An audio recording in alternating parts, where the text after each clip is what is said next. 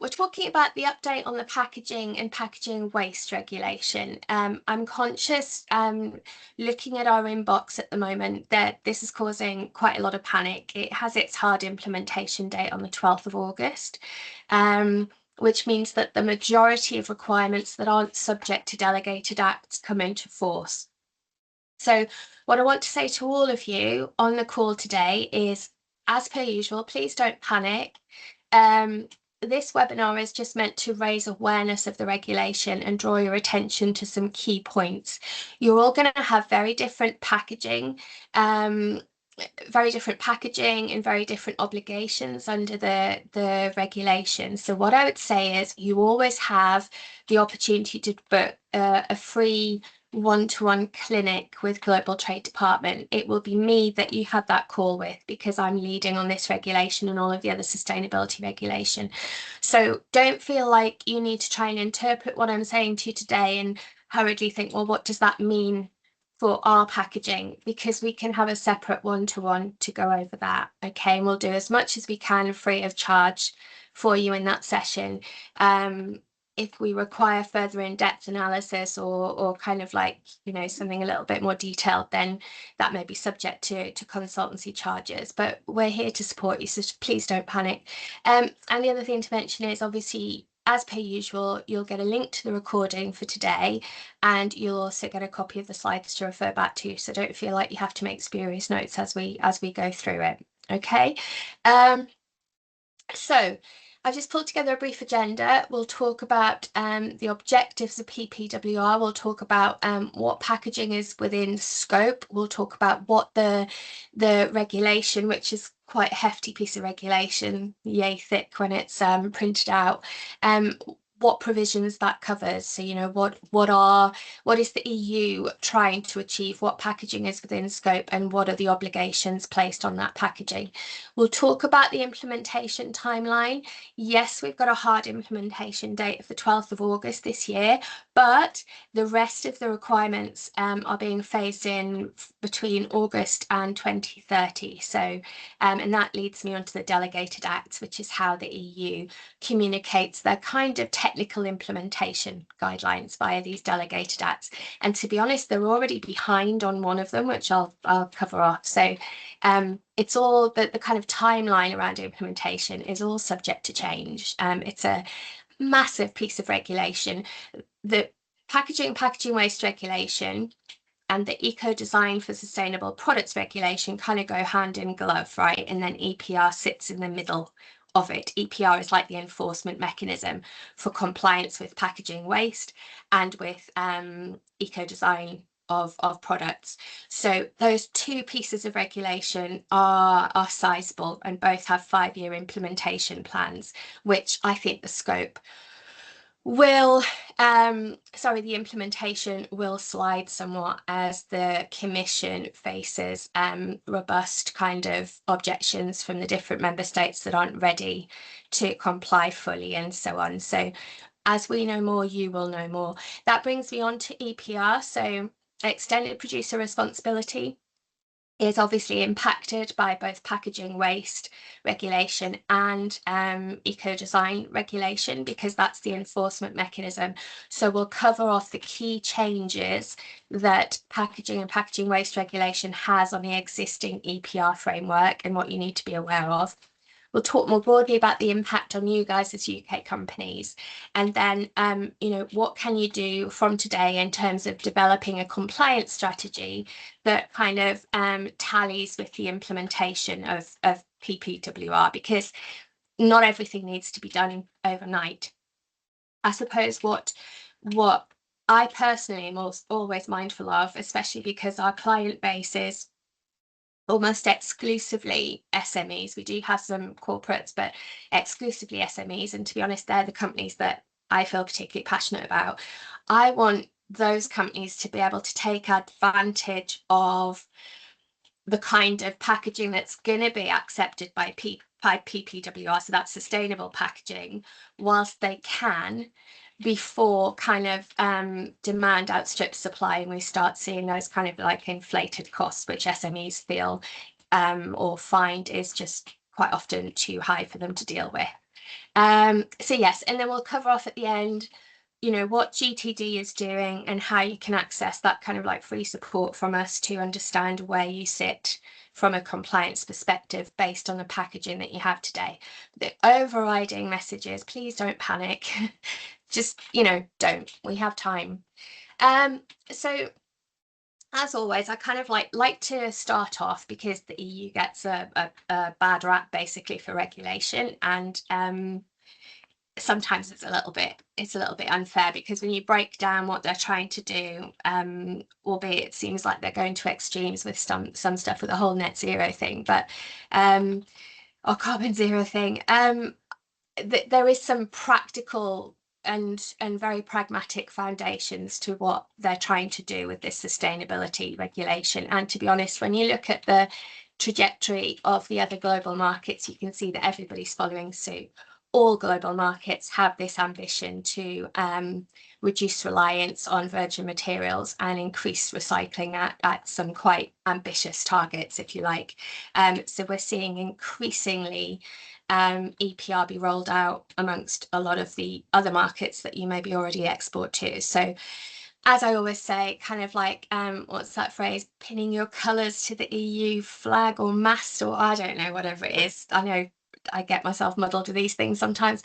Actually sets you in very good stead for complying with other global regulation. Okay, so at the heart of kind of PPWR and ESPR and EPR and all those other acronyms is the Circular Economy Action Plan, okay, which was agreed and came into effect in 2020. And PPWR is really a cornerstone of the Circular Economy Action Plan and the European Green Deal. Okay, so it is looking to reduce the EU's dependence on virgin materials and promote reuse of product and materials, promote recyclability of products and materials, and increase the amount of recycled content in products and in packaging. The European Green Deal is what I often refer to as that big, hairy, audacious goal that the EU has to become the first climate neutral continent by 2050. Some would say they're not on track to achieve that. Some would say that they are. But a big part of that is reducing the amount of packaging that goes into landfill and produces those greenhouse gas emissions. So they've got some really hefty targets to reduce packaging levels by 5% by 2030, right the way up to 15% by 2040 as well. And it's not kind of like something that's new. Some of you might be familiar with the old Packaging Waste Directive as well, but that has been kind of like implemented in a very fragmented fashion across the EU, which is why we have these different EPR schemes across the EU. So we've got France is very forward thinking in terms of now they have EPR for textiles and for mattresses as well as for packaging waste. We've got member states that charge levies for recycling wood but not recycling cardboard, and then others that do. So it's all very, very different, and we've got very fragmented labelling as well. So those of you that were working with around EPR, trying to get your heads around, well, if I'm sending packaging into Germany, what do I put on the packaging? If I'm sending it to France, what do I put on the packaging? Because it's all very, very different. And to be honest, most of the member states don't mandate much goes on the packaging. France is a bit different with the Tryman logo and so on. So it's really difficult to get your heads around. And it's costly as well, right? If you're producing different packaging for different markets and also, or maybe even over labeling information on packaging for different markets, it really just adds to the cost and the burden. So the regulation is very much aimed at everything that I've put here. So cutting packaging waste at source. So they did a lot of research around which member states contribute the most to landfill, which came out as Ireland. sends so much stuff to landfill, and I think Bulgaria came out as sending the least. Plastics is something that the EU is looking to cut down massively on. They're the second highest volume of landfill after paper and cardboard. And obviously they take thousands of years to biodegrade, so they're not good for human health and the environment. They also quite often have nasty additives, and those kind of chemicals can leach into the soil and the waterways and so on. So a big part of PPWR is about restricting some of those harmful substances, and I'll cover off some of that in a little bit. And then the other part of it is looking at the design of packaging, so not just what happens to it end of life, but how does the Commission place the burden on producers of packaging? And remember that term producer can mean different things under EPR, but how do you actually, the people that are actually manufacturing the packaging, I mean, in this respect, how do you enforce them to look at recycled packaging, to make sure that packaging contains a lot of existing recycled content, if that makes sense, for like plastics and so on?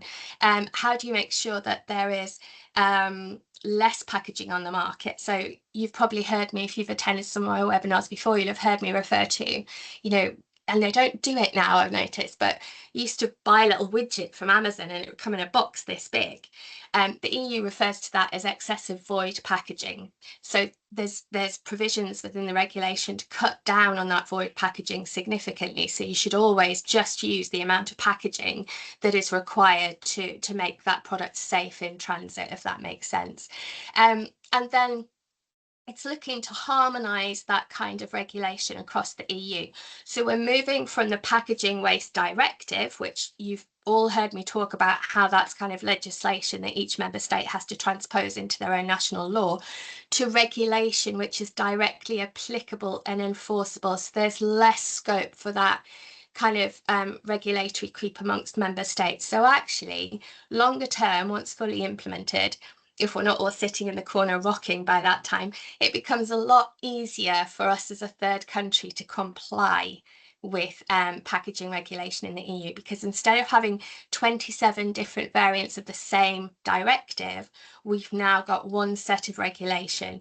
I caveat that by saying, as I always do, that different member states can appeal to the Commission and say, we think we could make this even better for our particular market, and they can petition the Commission to allow them to make a change that makes it more stringent in the market, but they can't take away any of the robustness of the regulation.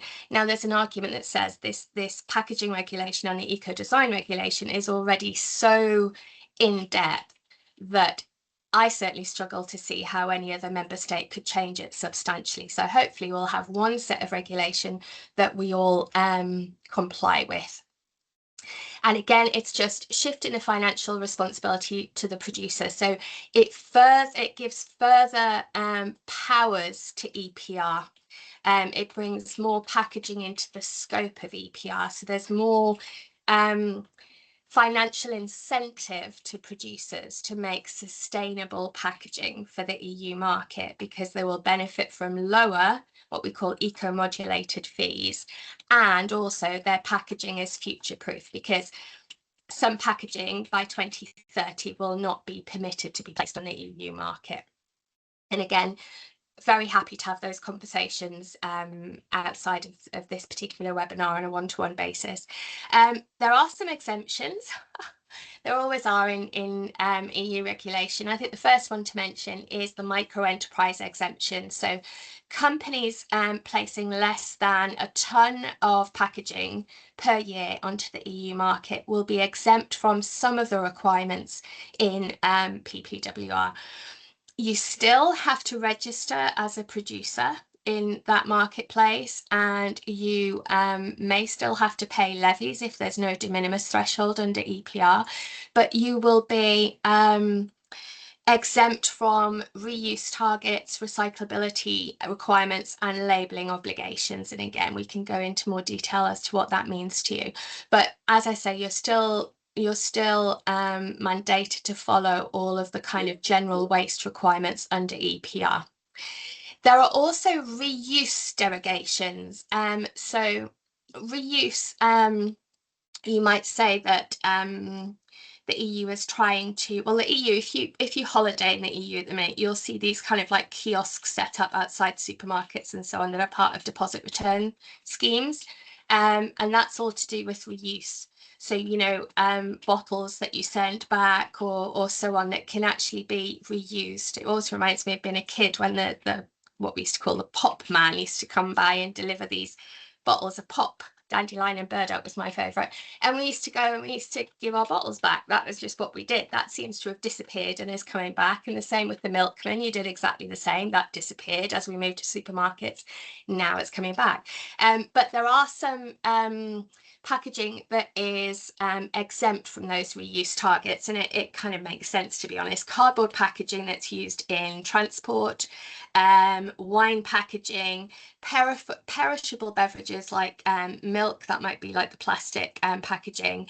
Dangerous goods packaging, dangerous goods transport packaging is completely exempt from those reuse targets. Dangerous goods packaging is already subject to its very stringent regulation as it is. So there are some exemptions to that reuse target, if you like. I'm not going to talk too much about deposit return schemes because it doesn't really apply to us here in the UK. It's more for like EU member states to comply with. There is a requirement within the regulation that packaging, you know, a push towards compostable packaging, but there are also some exemptions in the regulation about that as well. So exemptions from the compostable packaging are the likes of tea bags, coffee pods, sticky labels on fruit and veg, and very lightweight plastic carrier bags, which we know have already been subject to regulation under the single-use plastics ban anyway. The usual suspects are exempt from some of this regulation. So quite often with regulation like this, we'll see the likes of medical and veterinary products be outside of it because they already have very stringent regulation that they adhere to. And obviously you can understand that because of safety and sterility, so I can't say it today, they can't be subject to kind of like reuse targets or anything like that. So they kind of fall outside of the regulation. And if you're in that kind of medical or veterinary space, what you'll see is that your core regulation will be adapted in time. Actually, some of it already is, to bring those sustainability obligations into that regulation rather than have you adhere to two pieces of regulation. So in terms of impacted products, what you'll hear me talk about a lot is the different categories of packaging. So we talk about primary, secondary, tertiary, and service. So primary packaging is that kind of immediate packaging, that sales packaging that surrounds the product. Then secondary packaging is that group packaging. So if you've got one SKU, then the primary packaging is what contains that SKU. And then you've got secondary packaging, which might group 10 SKUs together. That's your group packaging. Your tertiary packaging is kind of like your transport packaging. So your pallets, your shrink wrap, your pallet straps, and so on. And then service packaging is to do with the service economy, basically. So it's your takeaway containers and things like that. So you can easily see that immediately certain sectors are going to be impacted more than others. So when we think about consumer goods, think about food and beverages, we're going to see bottles, jars, trays, wrappers, cartons, single-use sachets. They're all going to be virtually impossible to fall outside of PPWR. Personal care, shampoo bottles, toothpaste tubes, cosmetics, mini toiletries. Those mini toiletries that we used to find in hotel rooms are pretty much, you know, going. I think hotels are already making that shift towards larger refillable bottles and so on. But then we'll also see impact on household goods like detergents, cleaning sprays, wipes, surface wipes, and so on. Obviously, surface wipes and baby wipes are already subject to certain labeling requirements because they contain kind of like those microplastics. E-commerce and retail packaging. So, you know, we'll see changes to those larger box that we talked about that have to restrict the amount of void packaging. We already see, if you think about those Jiffy envelopes that we used to have, where you'd have kind of like the paper and then the bubble wrap inside, they've started to disappear. And now what we see is kind of like this annoying stuff, actually, if you open the envelope and it all spills out, but it's like a felted kind of paper, but it's all fully recyclable without contaminating that particular recycling stream, if that makes sense. So it's not kind of like a composite packaging where it has to be split apart. It can all be recycled at once. And that's what the EU is trying to do. It's trying to push operators towards mono materials rather than composite materials, mono packaging rather than composite packaging. We'll also see things that will fall, the most bizarre things that, you know, you won't think about, but if we think about apparel and fashion, you know, garment bags, hangers, shoe boxes, things like that are going to be subject to minimization and recycling requirements. So you have to think about the composition of those products and whether they can be recycled initially and then longer term recycled at scale. Toys, electronics, hardware, and so on. So we'll see, you know, those blister packs that contain toys and so on, those molded plastic trays, they're all going to have to be well, the plastic elements are going to have to contain a certain amount of recycled, post-consumer waste recycled content, and the EU will set thresholds for that. And again, you know, where you've got that plastic piece of the toy packaging and then a cardboard bag, that requires the consumer to know how to actually dispose of that, you know, they go into two separate waste streams.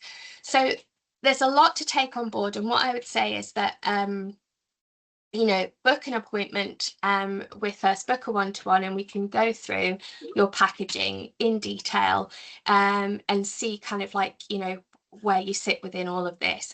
Fundamentally, the headline requirements are that recyclability. So all packaging needs to be recyclable by 2030. And all packaging needs to be recyclable at scale by 2035.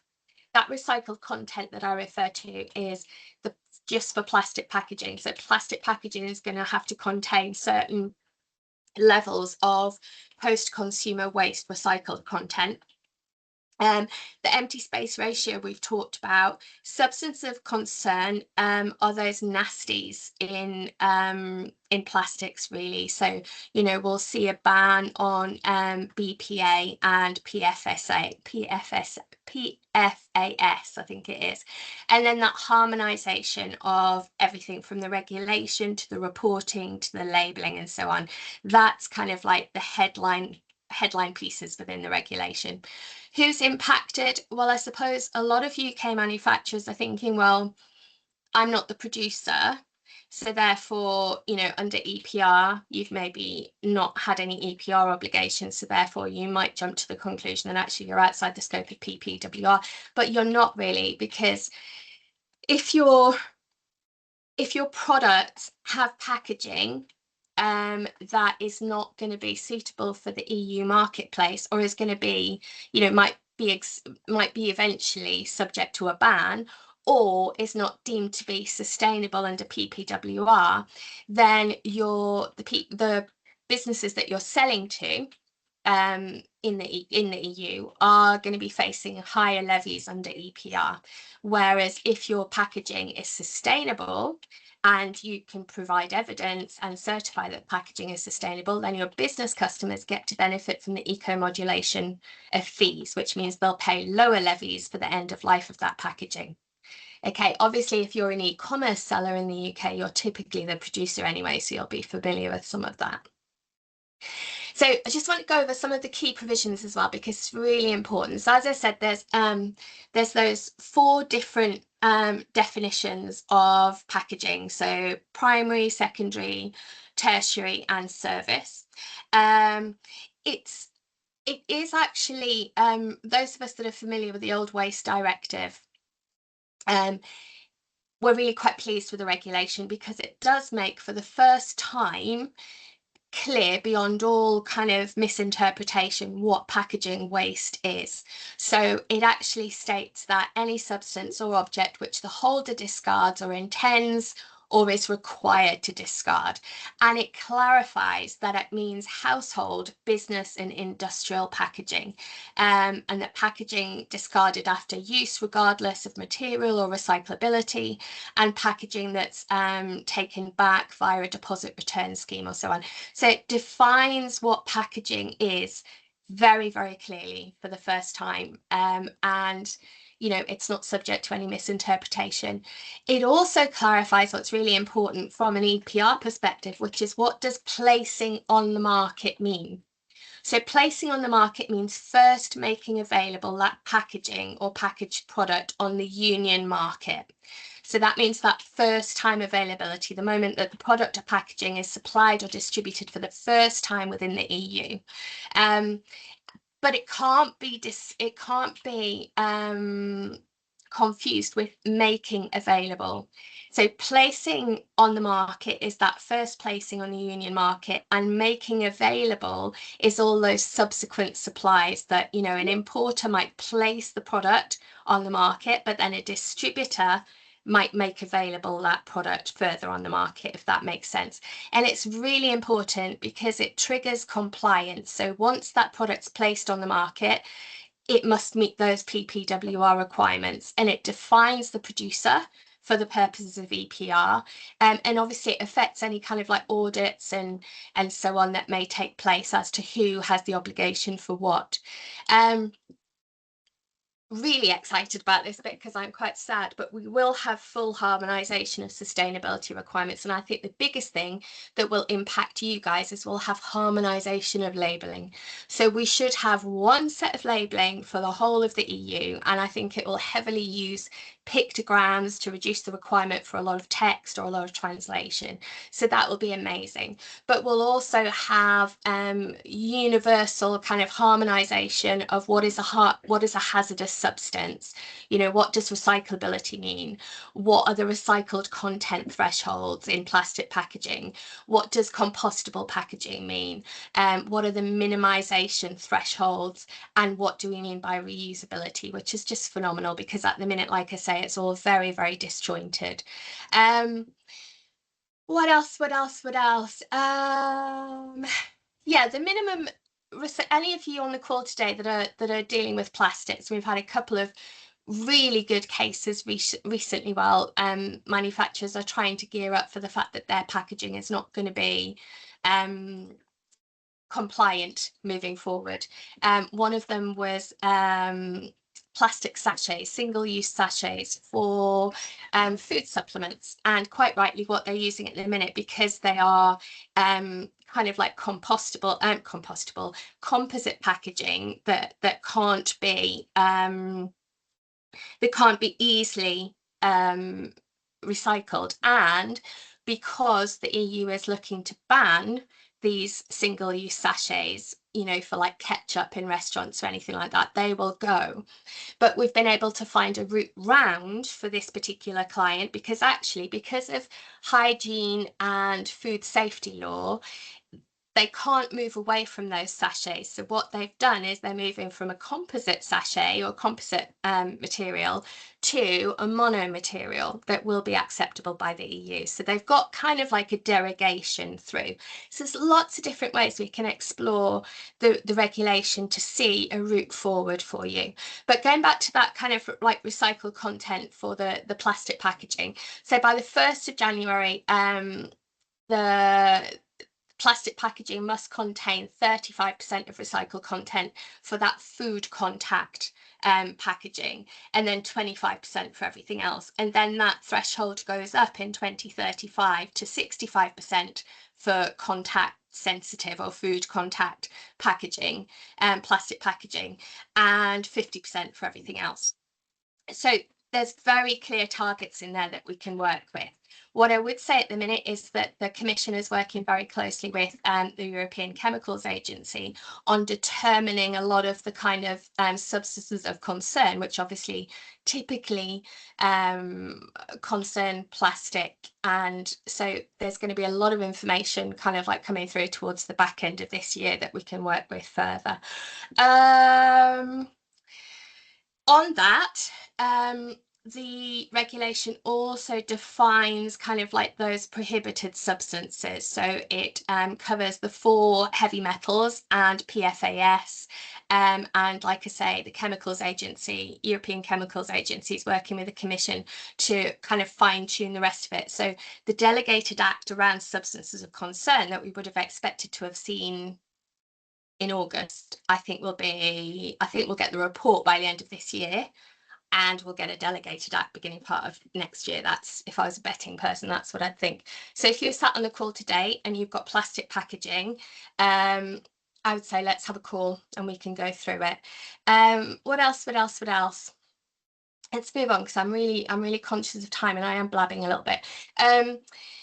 Implementation timeline. So like I say, we've already missed some of the delegated acts. So we do have some that we're expecting. So within the regulation, there are obligations around recyclability requirements. That's all covered in Article 6 of the regulation. We're expecting a delegated act through by the 1st of January 2028 for that recyclability. And that's when I talk about all packaging placed on the market must be recyclable, 100% recyclable by 2030. So we'll get the delegated act for that, giving us all the meat on the bones by the 1st of January 2028. Substances of concern, like I say, we've already missed that timeline. So it's due August. I think it's going to be beginning part of next year. So we have to work with what we have, what's already in the core regulation, and be prepared to amend it following the delegated act. Remember that all delegated acts have an 18-month transition period. So, it's not like they're 8 months late with it and you only actually have 10 months to comply. You'll have 18 months from the publication of that delegated act. Other things, minimal recycled content, that's all in Article 7 of the regulation. If you're sad like me and you want to go away and read it, that delegated act is expected 2028 as well. We're expecting a lot at the beginning of 2028, but that's all around that minimal recycled content in plastic packaging. Packaging minimization, again, beginning of 2028, but we already know that the target will be to reduce the amount of void packaging by 50%. So you will still have the scope for some void packaging, although argument would say, why would you have it? But you just have to reduce it by 50%. Labelling, this is the one that we're really hanging out for, but again, we're not expecting it till the beginning of 2028, that kind of like harmonized EU-wide sorting labels. And because obviously we're excited about digital product passports as well, and we need that information for the digital product passports. But it'll be phenomenal to have that harmonized labeling. It will just cut down so much angst, so much cost across, compliance across the EU. What else? Delegated acts, I've already covered this and listed them here in terms, obviously, we're late on the substances of concern. Impact on extended producer responsibility. So like I say, this extended producer responsibility is the mechanism by which we enforce compliance with PPWR and ESPR. So I suppose PPWR, and why we receive it with I wouldn't say joy, but actually we're pleased that it's enforced now, is because it makes EPR mandatory, and it should longer term harmonise EPR across the EU. So all 27 member states have to have implemented their own EPR schemes by 2025, and Denmark cut it really fine. They were right up against that definitive time of August last year. they've all got different, some have de minimis thresholds, some charge levies on different materials, some don't have a national register yet, some have a producer responsible organisation for packaging and batteries, but not for textiles, and all sorts of stuff. It's all a little bit fragmented. And to be honest, as part of our work to develop the GTD platform to offer full EPR compliance for our clients, we're in regular contact with the competent authorities across the EU, and it's staggering how the different levels of readiness that they're at and their different take on the regulation. So I'll give you one example. PPWR insists on the appointment of an authorised representative for third countries reporting or subject to EPR. So basically saying, if you're based outside of the EU, you have to appoint an authorised representative to file your EPR returns annually or every 6 months, or in the case of Hungary, every month. When we've gone out and asked the competent authorities to clarify where they sit on this, because the actual regulation, PPWR, if you read it, it leaves it up to the individual member state to mandate that. It also says for individual member states to mandate that each member state appoints an authorised rep in another member state. Now, there's a discussion underway at the moment, or a proposal underway at the minute, that requirement for member states to comply is put off to 2035. But they're not doing that for third countries. So we've gone out to all the competent authorities and said, hey, you know, we understand that this is coming. Where do you sit? Some have come back and said it's a requirement already. Some have said we're going to wait for further steer from the EU, some from the Commission. Some have said we're not doing it. So it's all really, I mean, if we sometimes struggle to keep track of what the 27 member states are doing, I don't know how you guys do it. So again, we can cover that off in a call, but that's a classic example of how eventually they'll not have the ability to just make those decisions themselves. And from a harmonised perspective, the EU, I think, will eventually force that either there is an authorised rep or there isn't an authorised rep. I think there always will be for third countries, because that seems to be where the EU is going with all regulation. But that harmonisation is really important. So there'll be no more kind of, you know, does EPR exist? Does this member state have an EPR scheme? You know, anything like that, they all have to have it. The eco-modulation of fees is really good. So as PPWR starts to bite and we start to invest in more sustainable packaging, then that sustainable packaging becomes subject to more attractive recycling fees. So obviously the easier it is to recycle, then the cheaper the fees are. So as we move towards mono materials for packaging, as we reduce the size of packaging, as we meet the thresholds for recycled content in plastic packaging, all of that will be declared in your EPR report, and either it's you, if you're the producer, you'll benefit from those eco-modulated fees, or if you're selling to a business and they're the producer, they'll benefit from those fees, which you could argue makes it more attractive to deal with you, because you're taking the sustainability of your products and packaging more seriously and they're benefiting from it. It makes it clear what EPR fees cover. So again, it's always been a little bit woolly. You know, I'm paying, I don't know, 30 euros to recycle a ton of cardboard in France. What does that actually cover? And it's made it clear for the individual member states what they need to charge as well. So the regulation makes clear that the EPR fees that it charges the producer must cover the collection, the sorting, the recycling, all the data systems required to run the scheme, and any consumer awareness campaigns as well. So everything is wrapped up within that cost, and that's what your EPR fee makes up. So ultimately, EPR fees become more expensive for those companies that aren't investing in making their packaging more sustainable, and becomes cheaper to comply for those companies or becomes cheaper to place that packaging on the market for those companies that are investing in that sustainable packaging. What else?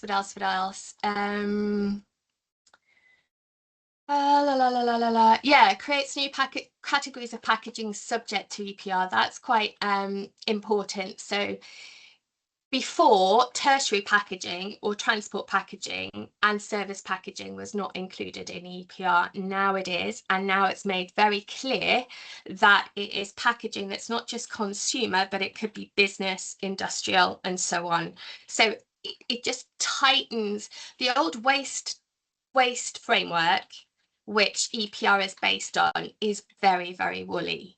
And so PPWR just tightens everything and makes it very clear to the member states and makes it very clear to those companies complying exactly what's been regulated and what different definitions mean, if that makes sense, or it provides the right definitions. Just flipping back to that, so I did mention briefly the GTD platform is extending to provide full pan-European EPR compliance. We're going to be running a webinar on that and showing you the kind of like talking around the tool in a couple of weeks' time, which will mean that if you're having to comply with EPR in the EU, then you will enter your registration details once on the GTD platform, and you will upload your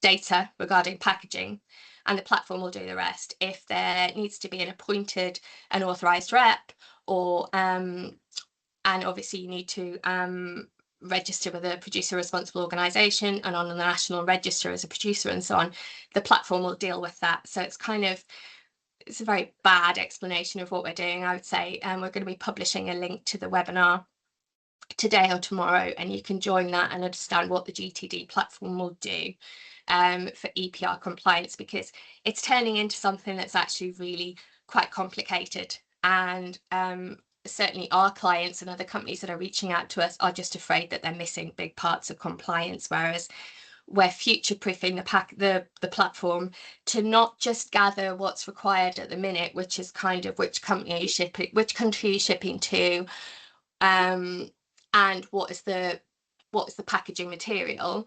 The platform will allow you to start filling in more data. So, you know, that post-consumer recycled content, you know, all of that stuff that will allow where those member states already have those eco-modulated fees, either you or whoever is your producer in that market will be able to take advantage of those eco-modulated fees. Join the webinar. I'm doing a very poor very poor example of telling you what we're doing. What's the impact on UK companies? Well, I think we've covered some of those. I think it's really doing a complete audit of your packaging, understanding you know, what the packaging consists of at the minute, that complete breakdown. The likelihood is most of you are buying your packaging in, so you might have to go back to suppliers and ask for that kind of information on what your packaging contains. And then, you know, you could see a situation whereby this forces you to source alternative suppliers for packaging if they can't help you comply with sustainability requirements in the EU. But what I would say is that the whole global market is going that way. So it's not like you're doing it just for the EU. That extraterritorial compliance obligation, what that means is that whilst you kind of aren't, you might not be within EPR scope at the minute, but packaging and packaging waste applies to you even if you're not the one placing the packaging on the market, because you're the one who has the obligation to make sure that packaging is sustainable. You've got that EPR registration and fee exposure if you are the producer. As I've said, it's looking at that packaging and looking at it through the lens of PPWR, which we can do on a call to understand, you know, is it fully recyclable? Does it have any of those substances of concern in there? Is it mono material or is it composite material? And then from that, you have a kind of action plan to go away and redesign that packaging in line with those sustainability requirements. And again, we've got time, we've got a lot of information, and we've got a lot of time to implement, but we want to get working on this now before, like I say, that demand outstrips supply and those prices start to go up, because goodness knows companies are already exposed to high costs at the minute. We don't want to add to that. Traceability requirements and labelling. So you, as part of your, this is longer term, but as part of your kind of declaration of conformity that your packaging meets PPWR requirements, obviously internally you have to keep evidence should you ever be in audited, or should your business customers in the EU ever be audited and need to come back to you for that information. So you need to start thinking about tracing your packaging back to source and making sure that you have that data that can substantiate that declaration that your packaging is sustainable. Customs and market access risks, just basically, I think longer term, obviously with the digitisation of the EU's customs platform, it becomes easier, and with digital product passports, it becomes easier for customs to instantly inspect whether a product and its packaging, because the digital product passport will contain information not just on the product itself, but on its packaging. It becomes really easy for them to inspect it and see, yes, it complies, or no, it doesn't. And obviously, if it doesn't, then your market access is restricted or taken away kind of like overnight. Supply chain risks and management. Here I'm talking about kind of you know, those suppliers that are already quite innovative in terms of their manufacture of sustainable packaging. They're going to be massively in demand. They're going to be one of the winners out of this. So you really want to be trying to source those businesses now and engage with them on the strategy for your packaging before, you know, they become just so crazy busy that they can't. But then the commercial benefits of compliance, I say a lot on these calls. We've seen over the last 10 to 15 years a huge rise in the number of sustainably conscious consumers and also business customers. And certainly within the EU, it's no longer the fact that they, you know, would like to buy sustainable. It's the fact that they're being forced to buy sustainable. And we're seeing that shift globally. So you get to reap the benefits of that, you know, a kind of like adopting sustainability as a pillar of growth rather than just a regulatory headache, if that makes sense. This is just for you to go through, but it just backs up what I'm saying about this is a global movement. This isn't just something that the EU are doing. You'll always find that when it comes to regulation, the EU go big, whereas the rest of the world tends to look at what the EU is doing and will pick little bits of it and adopt a modular of it and kind of like implement that within their own country. But they're all moving in this direction in one shape or form. So what you're doing with the EU will, as I always say, and I bore myself actually, stand you in excellent stead for complying with other export markets. While we await other delegated acts, there are a couple of international standards that you can look at. There's the ISO one here around environmental labels and declarations. And then there's the other one around packaging in the environment. So that gives you a lot of really good information about reuse, recycling, energy recovery, and so on. Just if you want to, as we wait for further information that puts the meat on the bones of PPWR, then that's quite a good one to look at. Do you know what? I'm not going to go over developing a compliance strategy. What I'm going to urge you all to do, because, you know, there are 24 hours in a day and I don't mind working a few more hours. I'm going to say, I think we've covered enough on this webinar. I'm going to go to questions. I think it'd be worthwhile. We run the global trade clinics. They're 15 minutes. We can cover a lot in 15 minutes. I would say just reach out, book one of those. Let's look at your packaging as it stands today and how it rates against PPWR, and we can quite quickly identify what you need to do to be compliant moving forward. Obviously, we can't look at harmonization of labeling because we don't have that detail, but we can certainly share with you what different member states need at this point in time. We do have a packaging scorecard, which I'm going to send out with these slides. That is all about the the different grades that are going to be assigned to packaging A, B, and C. And you can score your packaging against that. So I'll send that out with these slides. Have a look at that. Have a look at these slides. Listen to the recording again if you need to, although why you'd want to listen to me banging on again for another hour. And then book a call. I've given you the link to the Global Trade Clinic. And oh, look, I've very handily given a screenshot of the packaging scorecard there and the link to the Global Trade Clinic.